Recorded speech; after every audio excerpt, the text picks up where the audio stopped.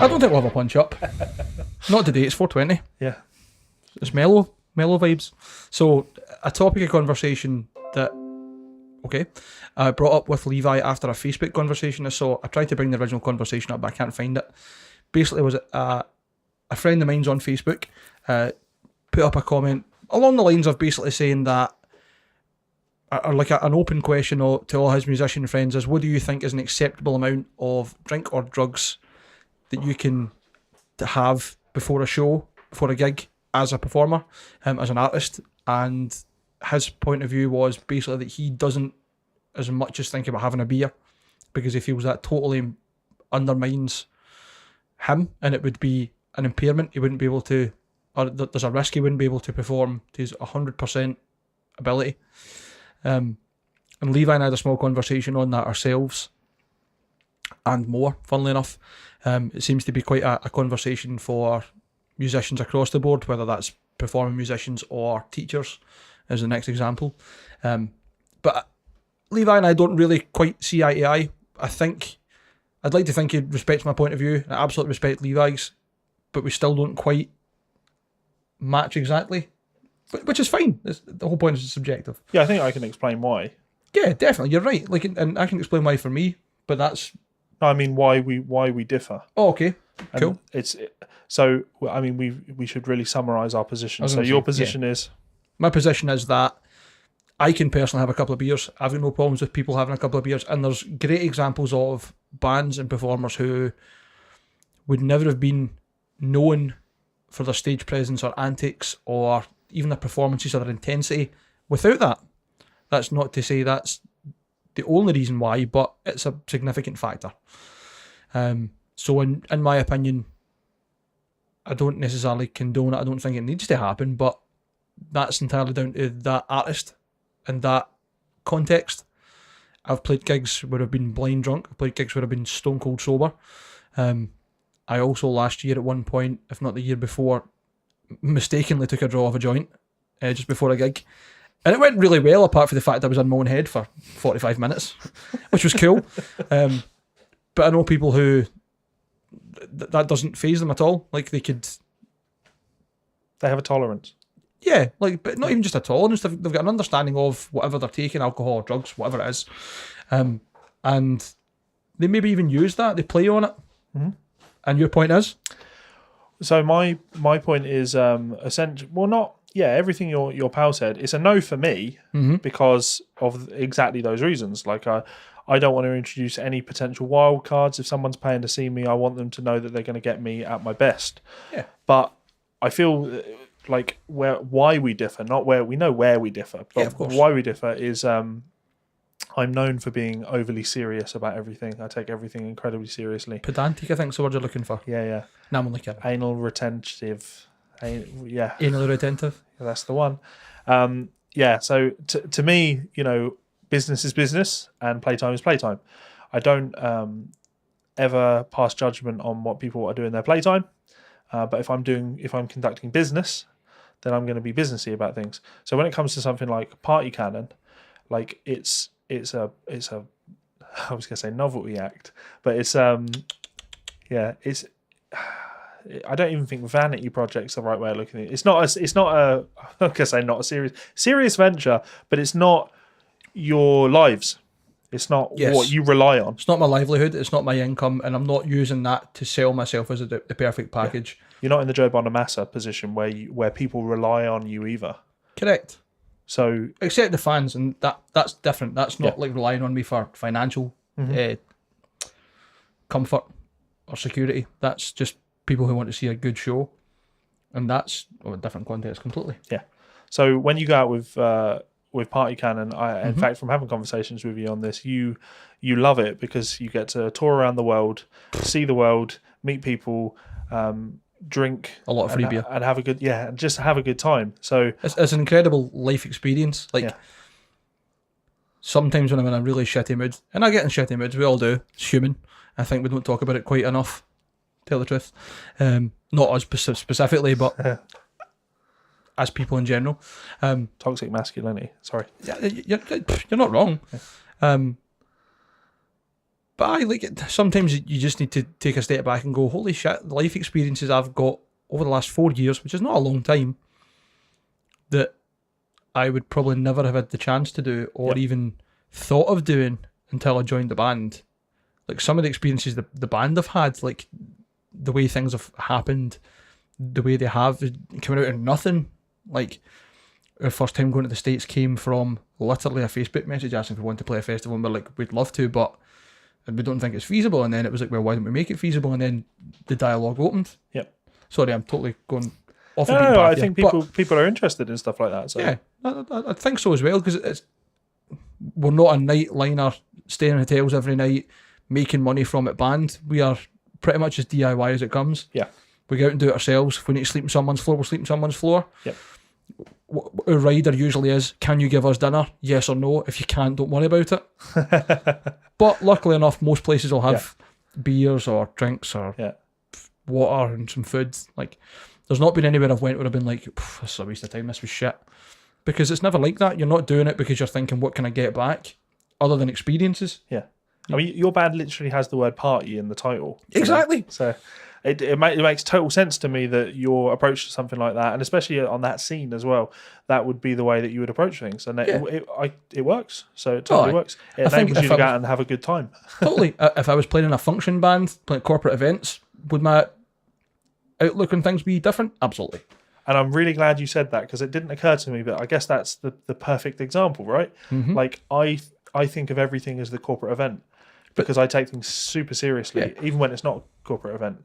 You did kind of touch on that before, though, because you were talking about it as being almost like part of your financial security. Yes. Given the job that you do and your position in the music industry, if you're out playing gigs and all of a sudden you're fucking wasted and falling over tables and shit, one viral video could fuck you over. And that's fair. Not fair that you would get fucked over, but that's fair that you would take that precaution. But not just that, like you said yourself, you're known for being focused and giving the best you can and trying to be as quality conscious as possible. So why would you risk that? Not only even someone having a bad experience, but that then becoming the rumour about you. Yeah. I also just know that it can be a slippery slope. One beer before a gig can turn into two can turn into 5 before you know it, you're a raging alcoholic. A little bit of weed here and there turns into, I don't know who's popping eckies before gigs. I mean, that might be. I've been to a gig where I saw someone take, I think it was 1.5 eckies before they went on stage. And I'm not going to lie, it was probably one of the most intense experiences of my life. Yeah. In a good way. But, I'm not saying you jump from weed to heroin, but no one starts there, kind of thing. And I come from a background, for those unfamiliar, like my dad was thrown out of a band for selling his bass stack and bass for heroin. So, like, I'm sure that's not where he pictured himself being when he started up. No. And last episode we were talking about the Faceless, and it seems that Michael Keane's on the slippery slope for definite by the looks of things. There's not really been any public admission apart from him saying that he does struggle with addictions. Yeah. And big up to the guy. As much as I've slagged him off for being the bandless and missing gigs and all that stuff, like, that guy's got a serious affliction. Sure. And it's admirable for anyone, and I think anyone that doesn't want or give that person respect for owning up to their own demons. I think anyone that wouldn't give them the credit of that, I've seen that as a positive step, as an asshole, like a total fucking shithead. And as I say, all the gyp that he gets, fair play, he obviously recognises that is not behaviour that he would really want to do, but it's a vicious cycle. As you said, that's not where he's seen himself starting it. Yeah. It becomes that. Anything like that, and of course, it's just slippery slope. So the other thing for me is, like, you talk about bands 20 years ago, 30 years ago, and I know you think of the bands like Pantera or Van Halen or Guns N' Roses. Part of playing rock and roll is the mystique around that. Or Motley Crue. You read the book The Dirt, and you just go, man, this all sounds so cool, and I don't doubt it for a second. It's a party life, isn't it? Yeah. And that appeals. Oh, aye. Not the party band, the party life. Like, you've got so much free time and money that you can literally spend your days before gigs and after gigs at night drinking, partying, socialising, doing whatever the fuck you want, smashing up hotel rooms, sitting in your coke off hookers' asses. Yeah. That sounds great, don't get me wrong. Yeah, absolutely. Like, don't get me wrong, flick of a switch, if you could send me back to the 80s, I'd be mad with it with everyone else. But this is my point, right? So at university, I did music business, and a part of that was Ken Foreman was my music business teacher, and we would, talk about record labels and publishing and things like that. And he played in the Thrashing Doves, and would tell stories about like George Clinton and his many pockets full of many bags of cocaine and things like that. I can only imagine. Yeah. Just like mad stories, just funny things. But he says, it's changed now. Record labels have less money, publishers have less money, bands are making less money, and they don't want to touch liabilities. And when you're in a band now, because everyone's margin is so thin, it's only a little thing that puts you into the no longer profitable, and therefore no longer having a record deal, no longer having a publishing deal, no longer having a life touring in a band. So when I was touring around London and the South with Hellcat Molly, I was taking things seriously like that, just because, well, anything that added expense was something that was going to eat into our margin and potentially fuck things up down the line. Every penny's a prisoner and all that. Partly kind of still struggle with that. We book flights to go to gigs and they get cancelled. We have to reschedule flights or get other ones that might be a bit more. Yeah. And that still has to come out, like, our side of it. Yep. We might have a guarantee for a certain show and we've been given money for flights or whatever. The minute those flights are cancelled and the price goes up, anything that's not left over from that comes out the band's funds. Yep. You can't turn around to a gig or a promoter or an events coordinator or whatever and basically say, oh, sorry, our flights have been cancelled. Can you pay us more money? Like, yeah. We would never do that anyway, but you couldn't do that regardless. It just wouldn't happen. It would be nice if you could. Oh, definitely. Another point that we haven't actually spoke about that just kind of occurred to me. Do you regard the internet as maybe being dangerous for record labels in that respect? Maybe phrase it another way. We're talking about reputations, bands in the 80s. Obviously, they got away with drinking and partying and smashing up hotel rooms, etc. And I think that's because the PR for the record labels could spin it as the cool story, the mysterious thing. You don't get that anymore. The internet's so free that you do that shit within 25 minutes. 2 people have uploaded videos. Oh, there was that band and you're vilified. It was in Scotland, wasn't it? It was Bannerman's. Yeah, they wrecked a room, and like that band had to disband. They are no longer a band because spray painted and painted the walls and fucking. Then they claimed they weren't involved, but they'd taken videos and selfies with the fucking spray paint and shit.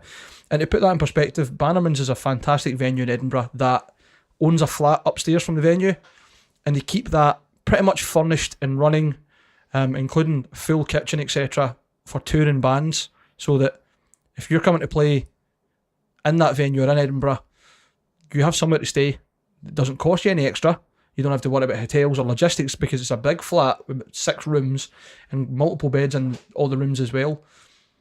Very, very disrespectful to cause that any damage. And don't get me wrong, the place isn't exactly pristine, but that's the nature of it. It's part of a venue where there maybe is band stickers or a small mention of a band or whatever on the wall. That's going to happen, and that's part of the vibe of the place. That's cool. That's, I wouldn't say creative, but it's definitely, without disrespect, spray painting and fucking a room up is not respectful. It's not artistic. It's not going to get you what you want out of it. Back in the day, shit like that happened. It didn't matter because there was so much money being made that the hotel or wherever would be like, you've done this, and you'd be like, cool, how much is it going to cost to get it fixed? Aye, and we'll add a couple of grand on an apology. Yeah, no problem. And they'll make money back at that because instantly they're infamous for being hellraisers and whatever else. Yeah, and so when I was younger, I used to go around with a band. I wasn't playing in the band, but I was very close with everyone in the band. So, I'm not going to say honorary member of the band, but always backstage with the band. Groupie for the band. Yeah, I had to suck a lot of dick. Had to? Yeah. Wanted to. Good times. So, but actually looking back now, like when you tell stories like that, like I've been in scenarios where I've played a part in doing things like that, like trashing. We all have. Trashing. I remember like trashing a nursery room and vandalising the walls, and I don't really know why it was. I just know that there was a lot of drink, and it shouldn't have happened. And I look back now on it, and I'm embarrassed to have played a part in it. But again, you get caught up in that rock and roll mystique, and to me, that's why it's a no-no now. You have to remember, like, shit has changed. It's just you're so much more accountable for your actions because there's so much more evidence. Yeah. And less influence from record labels and other management sources to control that spin. So I would like to take this in another direction though, because initially, like when Mike raised this as a subject with me, he was talking about going out and gigging, and my days of going out and gigging in a band are long behind me. Hopefully, For now. hopefully. No, actually, I'd like to go out.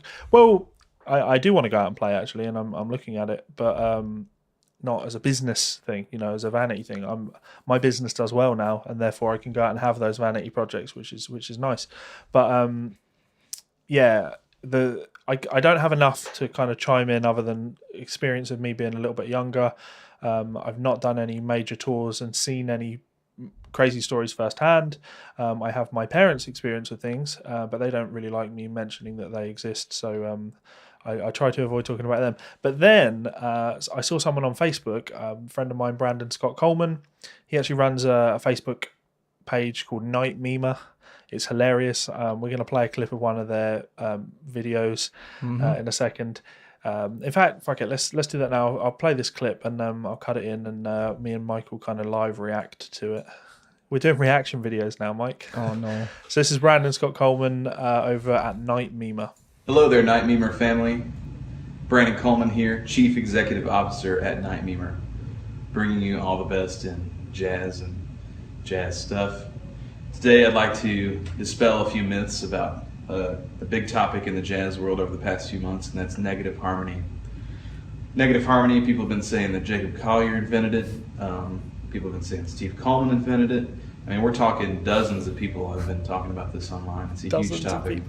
But none of the stuff that people are saying is true yet. It's really not gotten to the point of talking the jazz scene in general. what negative harmony really is. So I want to kind of share with you what it really is. And a lot of you probably know this already from being musicians, but you're just not aware of it.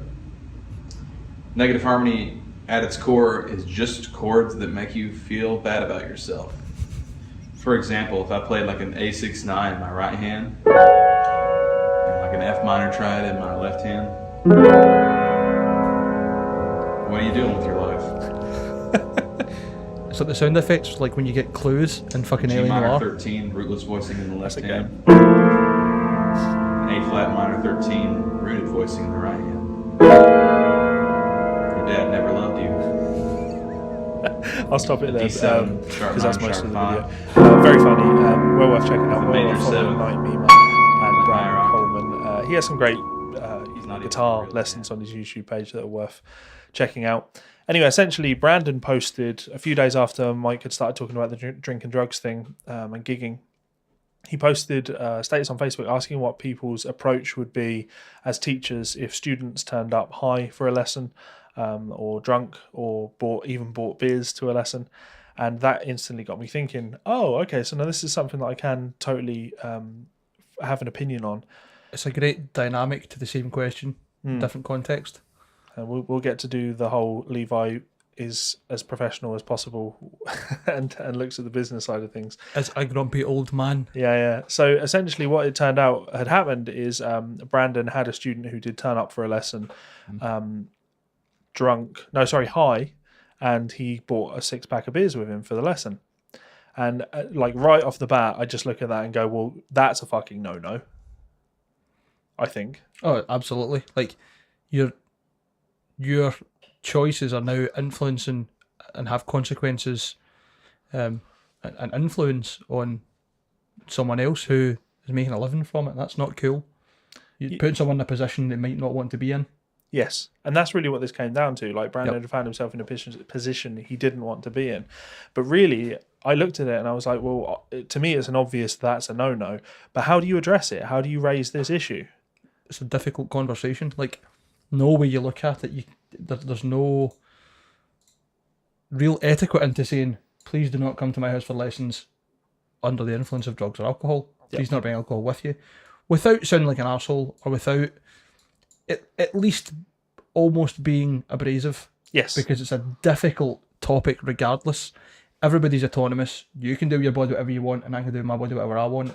But this is like a legal contract that for this hour I'm responsible for you in some degree.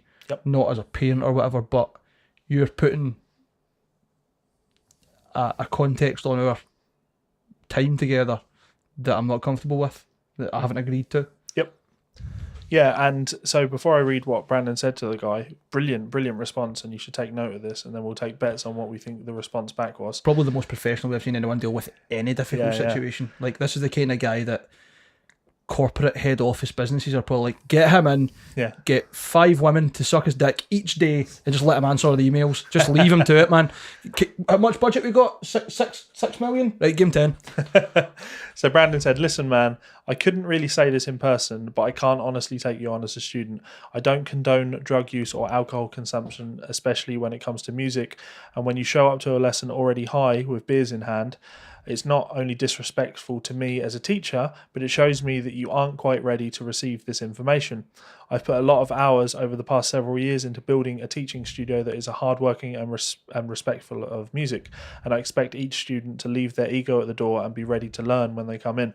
I'm lucky to be able to make a living off this, teaching as well as performing, and any time that I'm not able to do that at a high level is better spent at home with my wife or taking care of my own daily life. In addition to that, coming into a store inebriated with alcohol in hand would cost me my job and my livelihood, which puts myself and my family at great risk. You're a good guy, redacted, and very friendly, and you clearly love making music, but I honestly don't think I'm the right teacher for you at this time. I hope you understand. I don't hold any animosity towards you in regards to this. I just hope there is a mutual understanding and respect to this situation. That, bravo. Absolutely. Like, you're not shying away from what is clearly a difficult conversation. You hit all the points that you had to say, but it's in a very respectful and professional manner. There's no other way to describe that than professional. Like, that is... He could be my lawyer if I get fucking pulled up to court. But then, the beautiful reply that was so articulately composed. Before I read Redacted's reply, it made me think about something that we talked about previously with playing in a band thing, right? So the aspect of this that people might not consider. Some people might look at this as an argument and say, well, what's the problem if someone turns up for a lesson and they're a bit high? Part of being a serious teacher and having a premises and just knowing how to run a business is understanding all aspects of that business. Risk assessments as well. Yeah. And you paint a picture to absolutely everybody that comes into your business. So if you turn up to one of my lessons high and then you leave the lesson, and in that, when you're leaving, you come into contact with a student that's coming in after you and they're there with their parent, and the parent sees you coming out of a lesson high, I'm probably going to lose that student. And word of mouth is everything in an industry like this. So you can very quickly find yourself losing a lot of business because somebody wants to have a good time. You're either here to learn or you're here to have a good, you go somewhere and you have a good time. Totally. Those two things they don't gel with each other. Don't put my business at risk. There's so much to be said for word of mouth and your reputation when it comes to this. Yeah. Like, everybody, case in point being, like, if you wanted to learn to play guitar, you wouldn't just look up guitar tutors in my area, you would ask people. Yeah. I know I would. Like, this guy's a great instructor, this guy isn't. And that, again, to go back to the internet being such an incredible tool, the equaliser, as you put it, that all that would take is one person saying, oh, I took my son in for a lesson, and the guy that came out before me was stinking a drink. I don't know if he was drinking during the lesson. Speculative as it is, that very easily could cost you future business and could also cause business at a loss currently. Yeah. So Brandon sent me that message kindly, and I said, man, super interested to see what his response is, because I can't conceive a situation where you would receive a message like that and take it as anything other than fair play, sorry that I put you in that position kind of thing. I appreciate, it's not going to work. Sorry I put you in that position. So redacted. But, the big word, but. You're not redacted. No. Yeah. The guy managed to do it. He managed to come back and not do those things. No. So hence the but. Yeah. I'm not a terrible student, but. Redacted came back with, Brandon, I will accept your decision as it is yours to make, and I certainly apologise for that. I should just jump in and say this is a long message. So yeah. So I certainly apologise for the mental turmoil it seems to have caused you. We'll also just put in as well that there seems to be quite a minor tone of passive aggressiveness, Yeah. and not a lot of careful consideration to punctuation or grammar. So I mean, it's probably pretty high when he wrote this. So. he might, lucky bastard. On 420. Yeah, I'm very sorry I didn't pick on your non-condoning or your disconsents with empirically based acquisition of theoretical musical knowledge through cannabis on all fronts. What the fuck? You just agreed with me to this jam session as I was late. I'm paying. I had no homework to maintain. Focus on. You delivered it 6 days late. English, motherfucker. Do you speak it? Do want you to know, however, that I was not inebriated. I had not had any alcohol prior. A little high, yes, but not illegal. I was not inebriated. A little high. Yeah. Pick one. I'll just point out that Brandon lives in a state where cannabis isn't legal. So, illegal. Yeah. Having thought that because it was after closing time, and in my mind I was trying to be polite by offering my teacher a beer, and considering I had just closed on a 1.2 million sale, which nets me 120k in 1 month, putting me at 243k since January 1st. Well, okay. I wanted to celebrate a little. Go out and celebrate then, motherfucker. I know. This hour of this professional music teacher's time, I'll just go in and I'll drink beers. Yeah. He likes guitars. Of course he's cool. Yeah. I don't want you to be worried. It was not a liability for you nor for your family, considering I would never let that happen, considering I can buy most of DHR business with 3 months' salary. Ah, the big swinging dick. Just a big dick, really. Yeah, I was going to say, there's nothing swinging about him. It's just a dick. Not that you would have known that, but be assured today. This did come as a huge shock and disappointment, considering you gave me no indication throughout our engagement. So as a 20-year teacher and 20 years your senior, and 18 hours short of my PhD in educational psychology, I am rather genuinely disappointed that you, one, didn't have the integrity as a person and a professional player teacher to state in a Facebook message sentences. I think he's trying to say the integrity to talk to me in person rather than putting it into a Facebook message. 2, call me in person when bringing bad news, Brandon, or at least say something right away so that I could and would have maintained your standards without question. But then again, we never had that discussion, did we? As a guitarist, you're wonderfully talented and wise. However, your interpersonal skills and teaching pedigree you demonstrated through your I'm not ready worthy for this. Honestly, I'm reading this word for word. That's the worst part about it, and he's not joking. Leave ego at the door. The largest ego is camped out in a 12 by 10 pictureless room to send me a note like this. And remember, I guarantee most of your mentors got high on the heavy shit.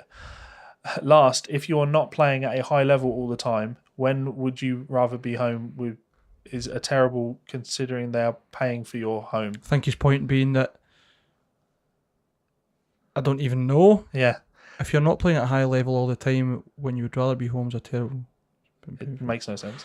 Oh, I think he's trying to say that you shouldn't be saying that I'd rather be at home if you're not on that high level. I think he's trying to point out that that's you showing your ego, Brandon, because you're saying that if I'm not on A game, I'm going to throw a hissy fit and go up the road and spend time with my family, which isn't his point. His point is that his time is very valuable. Yeah. Sorry you missed that, redacted, that even though I can see your name. Yeah, but since you must not need the money, I am not worthy of your time. I guess I won't come down and pay you. Yet, as you stated, no animosity will be held against one another. Business is business, Brandon, until it gets personal. Best wishes. Well, redacted, this just got personal, didn't it? Yes. Not because Brandon's made it personal, but because I've decided to make it personal. Because you, sir, are a loser. First of all, I commend Brandon for not going to your employer and saying, "Oh, I appreciate that your employee has just closed a $1.2 million sale and netted some serious commission. But do you have any sort of drug testing at work where you work? Because he could be high around clients, and I'm sure that's not something that your company would condone." So bravo, Brandon, for not doing that. Because I probably would have considered that, because this guy is just next level douchebag. The thing is, you meet people like this. You can guarantee. I have money, therefore I am more successful than you. Therefore I have higher social status than you. That I am better capital than you. I am worth more than you. Yeah. But really, what it really comes down to when you look at it is, you had a great day at work. You earned loads of money. you wanted to celebrate, and you don't have any friends that you can go out and do that with, so you think it's acceptable to turn up to your guitar teacher and essentially pay him, like hold him hostage while you sit and talk about how great you are. We know exactly lessons like this, we know exactly how they go. Students like that, they come in, they're not there to learn anything. They want to sit there for an hour and have you tell them how fucking good they are. Yep. They want to use you like an interactive backing track. You just sit and play some chords while they noodle endless pentatonic scales over the top of it and sound like shit now, just like they have done for the last 30 years. And they would be a lot better if they actually took on board anything that anyone says to them. But when people like Brandon send them excellent, kind, professional messages that you could look at and go, you know what, I do actually want to get better at the guitar, so I'm going to make the effort to not get stoned out of my box before I go to a guitar lesson. I'm going to see how this goes. I'm going to really try and respect this guy and see what I take from it. No, instead you decide to get aggressive with the guy and make out like he's a waster. Just downright disrespectful rather than aggressive as well. Yeah. Why are you treating Brandon like an escort? You're not paying him for his time just for company. Yeah. You're paying for his expertise, his ability, his teaching methods. But I get the his impression skill. he is paying for his time just for company. Well, yeah, but the point I'm saying is that that's not the agreement that Brandon would have entered with him. Yeah. That's just like some sort of expected tacit agreement where he's walked in and went, well, actually, since I'm paying you, which is pretty much what you're saying at the end, like, since you must not need the money and I'm not worthy of your time, I guess I will just not come down and pay you. Yeah. Like, that's not how it works, dickhead. Yeah. You received service. You chose to squander that time by acting like a fucking idiot when Brandon has, as you put it yourself, like so professionally addressed what is an issue and without making it an issue and making out that you're unteachable or being an arsehole to you, he's basically said, I don't think I'm the right teacher for you because we're in different... We have different ideologies. We have Exactly, different lifestyles. Yeah, that's it. Like, we don't quite marry up and I don't think it'd be fair on me or you for us to continue this business relationship. Why would you not accept that as a good thing? Especially when you're fucking bragging about you closing sales and being this big professional. You're not very professional if you don't understand the merit in someone telling you this is not good business for either of us. It's a waste of my time and a waste of your money. Let's just not do this. How is that in any way, shape or form not good for both parties? Yeah. How can you show that disrespect and not understand that that is a good path? You stupid, myopic cunt. The video just got demonetized. So you can bleep me if you want. No. I like the colourful language. Yeah. So the thing I can't really get my head around as well is you summarised it. You said that Brandon's time is valuable to him. As a teacher, my time is valuable. Any time I do any work for anyone, they're paying for my time. Totally. Time is money kind of thing. And yeah, Brandon's essentially said to this guy, yeah, my time is of value. And if I'm not using it effectively to do my job to the best of its abilities, to the best of my abilities, then I'd rather spend that time with my family. Yeah. So how can you then turn around and go, but since you must not need the money? And no, he definitely does need the money because he's given you his time.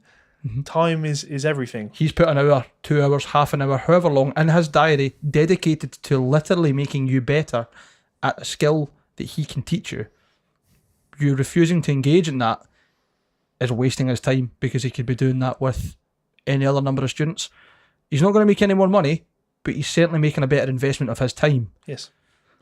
And if he's not doing that, then he's spending time with his family, which is an even better investment of his time because we're all fucking human, we're all social creatures, and we all love the ones that we have as family, for the most part.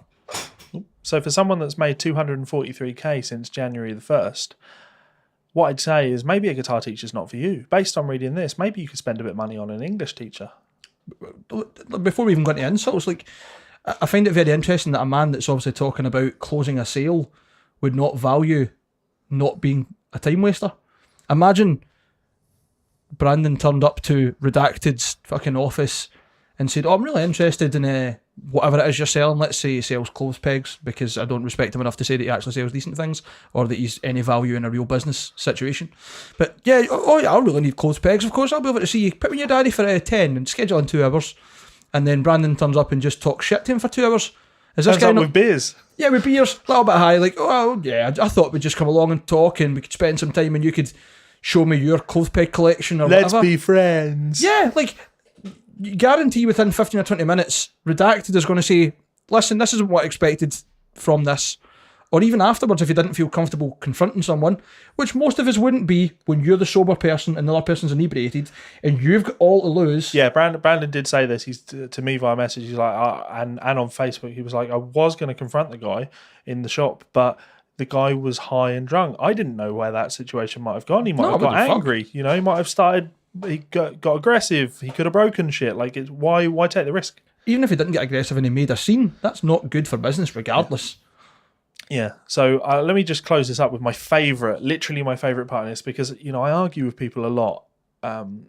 And a good old logical fallacy always makes me giggle. And this is one of the worst I've seen in a very long time. So it's and I guarantee that most of your mentors got high on the heavy shit. Therefore, it's acceptable. That's it. Most of your mentors got high, therefore it's okay if I get high. You just pass that down. Yeah, my mentors probably did get high. In fact, a lot of my teachers were serious stoners. And if you go back, yeah, they probably go back far enough. You got the guys doing all the LSD and shit. Good for them. Yep. But you know what? Especially in America, if you go far enough back in this line of mentors, you're probably going to get to the point where one of the mentors, you know, kept slaves. You don't instantly go, well, they kept slaves, so it's all right for you to keep slaves. That's not how this works. So what if his mentors got high? Brandon, I keep saying Brandon, but it's about me. Everyone. It's about you. It's anyone. We're talking on Brandon because he's the example. Yeah. When somebody runs a business, they're free to run that business how they want to run their business. And generally speaking, like if I learn everything I know from other people, from dealing with other people, I'm not obligated to then run my business the way those people run their business. No. If anything, I'm deliberately not going to do things the way they do things, because I take my ideas and do the things that I think are going to make my business successful for me. What's going to do you better, which is doing it your own way. So, redacted, go and take a long, long walk off a very short pier. You absolute cunt muffin. Okay. Yeah. Just really annoyed because, you know, I take teaching very seriously, and, you know, Brandon didn't want to bring it up with the guy at the time. I'm probably more likely to. He's put the guy in an uncomfortable position, and then is extremely unapologetic about doing it. Like that, I think really with the drink and the drugs thing regarding playing live, like it's the same thing. Like if you're in a group full of people where everyone is all right with it and it works for everyone, then cool. Yep. Fucking have at it. But if you're in a situation like maybe the Faceless, one person can drag everyone down like that, and all right, this is only two people, but yeah, consider the people that you work with, consider the people that you are in bands with. Just be considerate of other people. Be a nice guy. It pays to be a consequentialist when it comes to business. Yes. See the bigger picture. What will happen if X, if Y? What can I do to avoid Z bad thing happening? Yeah. Just a bit of fucking common sense and foresight. Genuinely, like, I use the word myopic, and it's one of my favourite words to use when arguing with people. Not because I think I'm particularly intelligent or it's a great word, but myopic's a great way to explain people that just do not see the forest for the trees. Like, they've just no concept of what's not directly in front of them. And clearly Redacted is one of those people, sadly. Yeah. Any of you had any experiences with similar situations, or if you've even been the person? It's got a bit Jeremy Kyle now, I think. But genuine interest to hear. I don't think I've ever turned up to guitar lessons or anything inebriated. Then again, I've not taken guitar lessons since I was in high school. But it goes again for live stuff. Like, I've had run-ins with previous band members and current band members and blah, blah, blah. Like, it happens. Yeah. Some people have different We're interested to hear your stories, so share them in the comments. Any questions, anything like that, you know, we do appreciate them. We addressed one last week, so any good questions that come in, we're always happy to talk about them as subjects on the show. Thank you so much for all of the support, everybody. Continue liking, sharing, subscribing, all of that good stuff. Tell your friends, tell your enemies, get it shared on Reddit, because we can't post it on Reddit or we'll get banned. Make your own merch. Yeah. Send us pictures. Yeah. That'd be cool. I'd like that. Get our faces tattooed on your faces. That would also be cool. Be like creepy Levi and get a mask of my face. Fucking just lying there taunting me with no eyes. You weird person. Chuck it here. Oh. This is one of those magic moments for those people that are only watching. Is this going to be the thumbnail for the video? Yeah, why not? Ugh. The first I'd heard of this is when Levi opened his door wearing it to me, and I nearly punched him.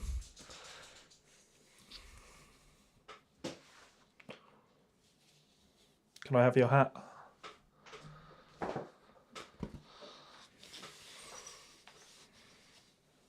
Just get you some fan frets and you're on the way. Nice. You look like a fucking elephant, man.